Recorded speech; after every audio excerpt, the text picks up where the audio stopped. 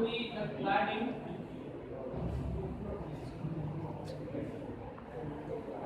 this is nothing but your protecting sheet.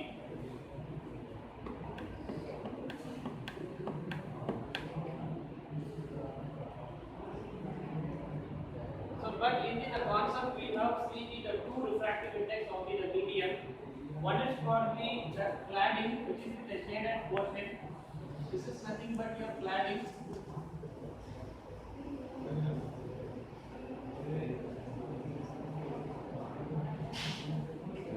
The inner one is nothing but the core. So we shall be the refractive index of N1 and outer portion of the core having the clad having the refractive index of N2. Okay. So usually the refractive index of the core is always greater than that of the refractive index of the cladding. Okay, this will be the condition exists for the optical fiber. So why I am telling refractive index is greater than this plane? If I am sending the light signal towards this, it will go linearly with the light of speed. Okay, there is no deviation. Only thing is that some internal reflection loss occurs inside the core media. So once it occurs, what happens is some interference has been happened. So that interference is called as the core clad interference. Okay, core clad interference. So this if the refractive index is greater than that of the refractive index of the clad, at that condition the core clad interference occurs. Okay, so we have to avoid this condition. Then only we can minimize this interference. Once you minimize this interference, your signal strength will be good. Okay. So based on the fabricating material, there are two fabricating materials are used. One is the silica. It is simply denoted by the symbol Si. And other one is the plastic material.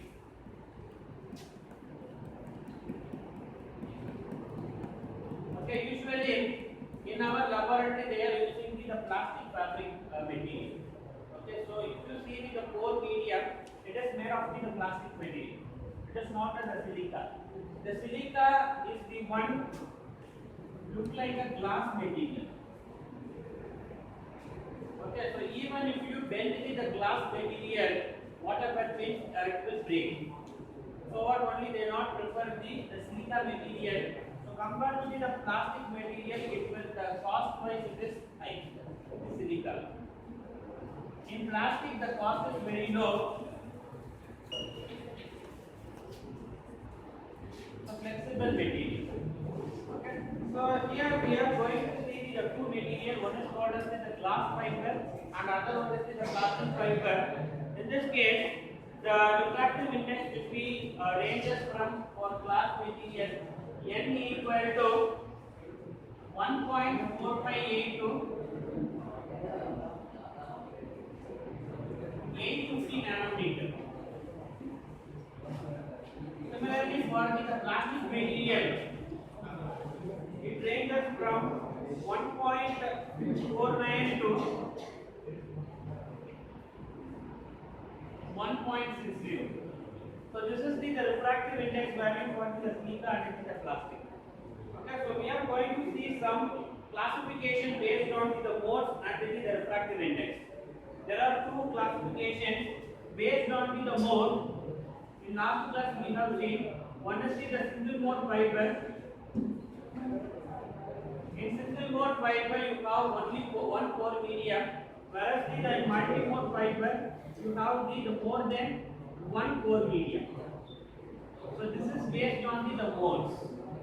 Okay, based on the refractive index.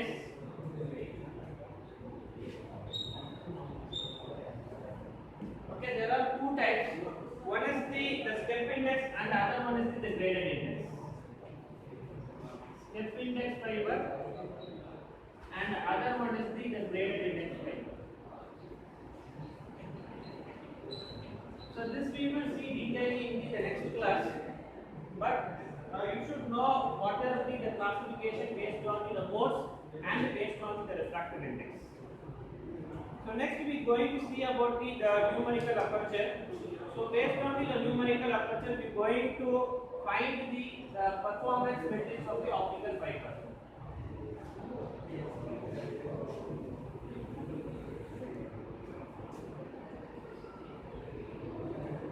Numerical aperture.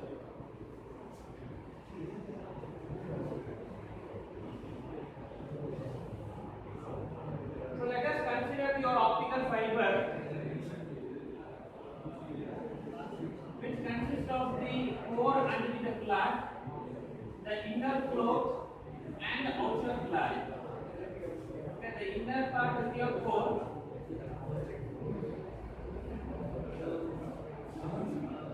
So this is your core medium. On either side you have the clad.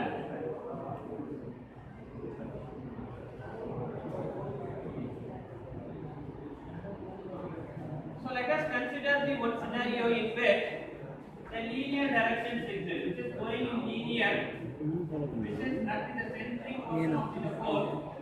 I am passing the incident bit, in which I am going to calculate the acceptance angle and the critical angle. Okay. So initially I am passing the signal.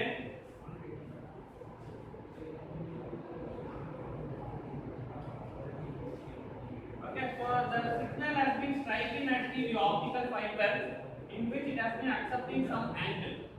Okay, so this is your angle of incident theta 1. Okay, this point is nothing but your acceptance angle. So this point is nothing but your acceptance angle. After striking at the core, it will be reflected back in the other medium. Okay, to the flat portion. So let us consider the refractive index of the core having n1 and for the cladding having n2. So in this thing we are going to find the numerical aperture. So for that I am going to define the Snell's equation. So you know that sin theta 1 by sin theta 2 equal to n1 by n0. Okay. So please make it the change. This is n1, this is n0. So where n0 is nothing but the refractive index of the core, where n1 is nothing but the refractive index of the clad. So this is nothing but the Snell's equation. So based on the Snell's equation, we are going to achieve the numerical aperture condition. Okay. So how to make it? So let us consider this is nothing but the angle of reflection.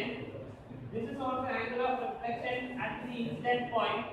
So I am making the condition like this: theta 2 is equal to phi 1. So in order to make the diagram here, I will make it this way. So this is your core. This is the surface of the core.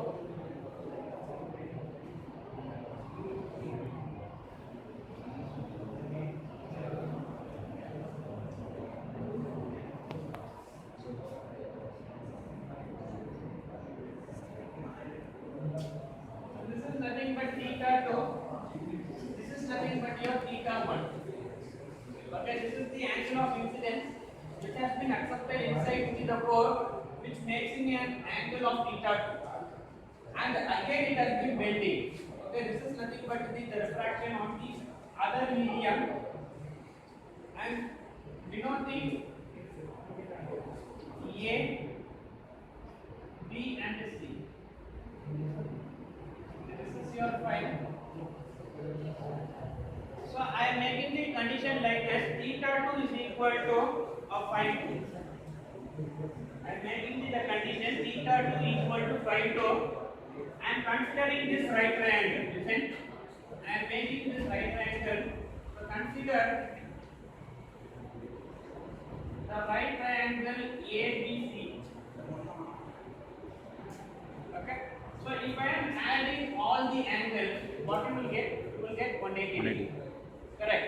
It is a right triangle at C and B having an angle of phi, and at the A point you having angle of theta. Okay. So if I am adding all the angles, that is phi. Actually, the point C is perpendicular. That is, it is a right triangle. Okay. It is 90 degree plus it is theta 2. If I am adding all angles within the right triangle, it becomes 180 degrees.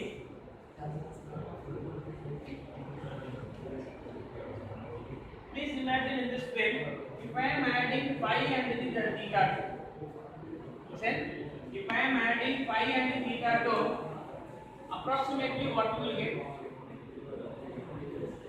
So the total angle is 180 degree. Okay, if I am adding phi and the theta 2, the remaining 90 degree. If I am put 90 degree here only, you will get 180 degree. Correct. So this is the condition phi plus theta 2 is equal to 90 degree. Okay, so then only you will get the 180 degree in the first equation. Okay, so I will make the condition like this.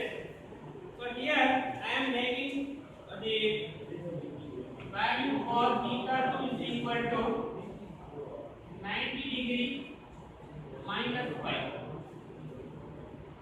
So instead of the theta 2, okay, I am putting the condition 90 degree minus phi. Okay. So in the Snell's equation, so that is n naught sin theta 1 equal to n1 sin theta 2. So instead of the theta 2, listen, instead of the theta 2, I am making the condition 90 degree minus phi. Okay, so that is n naught sin theta 1 which is equal to n1 sin 90 degree minus phi. It is in the complementary form. Okay, what is the value of 90 minus theta? It is nothing but cos theta. So you will get n1 cos phi. Okay, n1 cos phi. So I am making the condition like this. You know that the value trigonometric identity sin square theta plus cos square theta equal to 1. So by using this relation, I am going to get the value for cos theta. So how I am going to get this? Cos square theta which is equal to 1 minus sin square theta. Okay, where cos theta is nothing but 1 minus sin square theta whole square. Okay, so instead of the cos phi, I am replace this value. You get my point. That is n naught sin theta 1 which is equal to n1 1 minus sin square phi whole to the power 1 by 2. Okay, so we are going to make the another condition that theta 1, okay, where theta 1 is the angle of incidence, will be equal to the acceptance angle. So theta A is nothing but the acceptance angle. At this condition, the angle phi, then the angle phi in the left hand side will be equivalent to the critical angle. Okay, so where theta 1 is nothing but the acceptance angle, then so it is nothing but your incident angle at this point A. Okay, so it is collide at this boundary of your core particle or the optical fiber. So this part is nothing but the accepting your angle or accepting your rays. Okay, so this is nothing but your acceptance angle. So where phi c is nothing but the critical angle.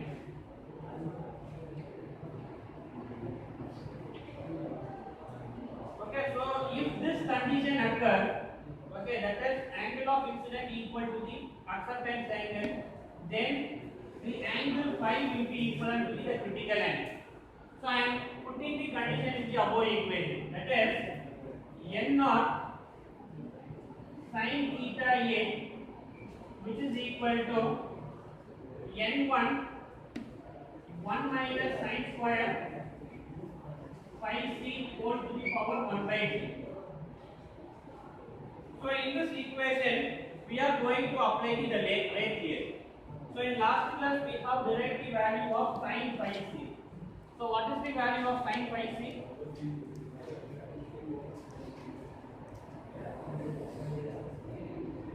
Please see and tell.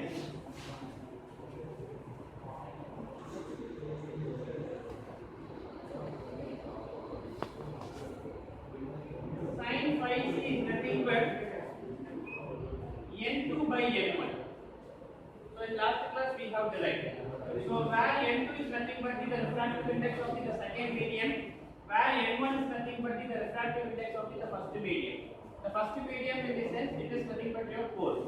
Okay, so substitute the condition here.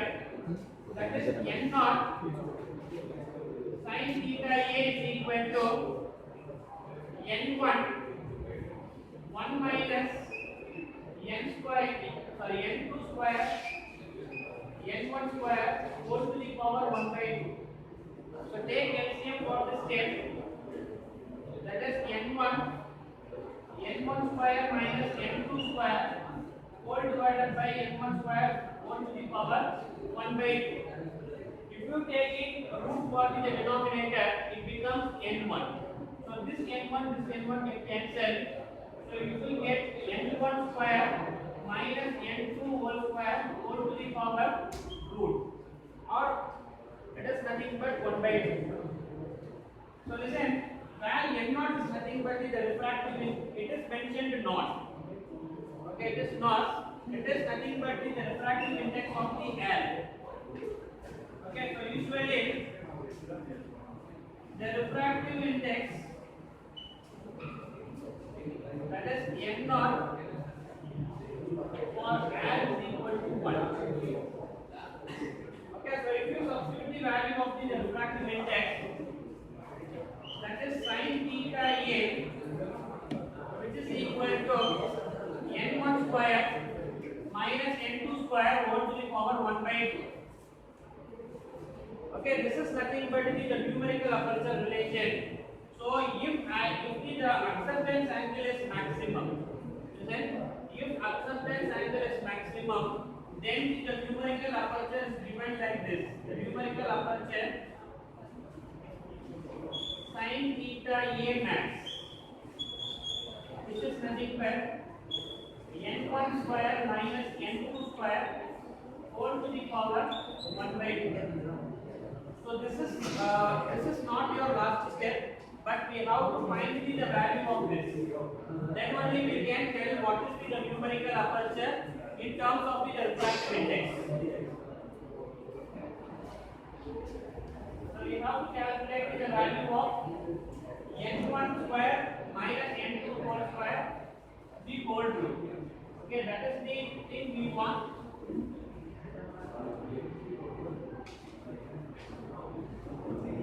So what is the refractive index?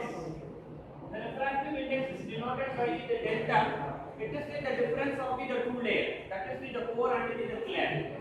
Okay, that is delta is nothing but the refractive index difference between a core and the clear.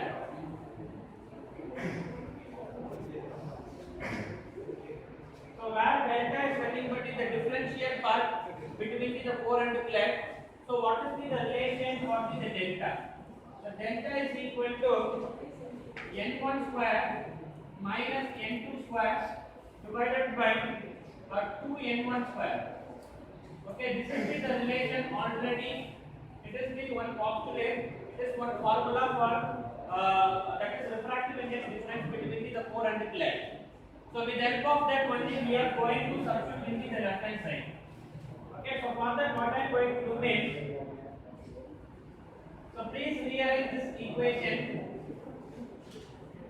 2n1 square delta. So you know the value of n1 square minus n2 square is equal to 2n1 square delta. So where delta is nothing but the difference of the core and flat, where n1 is nothing but the refractive index of the core.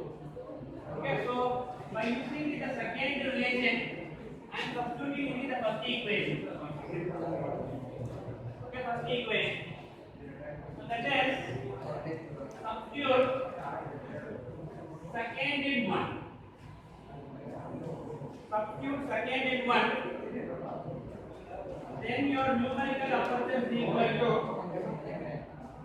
okay, instead of n1 square minus n2 square, I am replacing this value 2n1 square delta whole to the power 1 by 2. 1 by 2 is nothing but the root of that value. So take individual root. So root of n1 square is nothing but n1. So that is 2 delta whole to the power 1 by 2 n1. So from this relation I will explain. If you see this relation, so where delta is a constant value, where n1 and the na are directly proportional to each other. If the core of the refractive index changes, then the numerical aperture value also changes. Do you understand? So that then we have to fabricate the refractive index of the core properly. So usually in the lab, in our lab we are using the plastic, the core material, but in real time they will use the silica, SiO2. Okay, in our lab we are using the plastic core. Okay, it has the range of 1.4 to 1.66 micrometer. In real time appliances they will use the silica. Okay, so based on that only we can able to find the numerical aperture. So from this I will tell, so what are the necessary parameters to calculate the numerical aperture? The two important factors. One is the angle of incident theta, that is theta 1, and the other one is the theta e. So based on this condition only, we are applying to the Snell's law and getting the relation for numerical aperture. So with this, I will wind up. So from this, we are going to differentiate the two modes based on the refractive index. One is the step index fiber, another one is the braided index fiber. In next class, we shall see detail.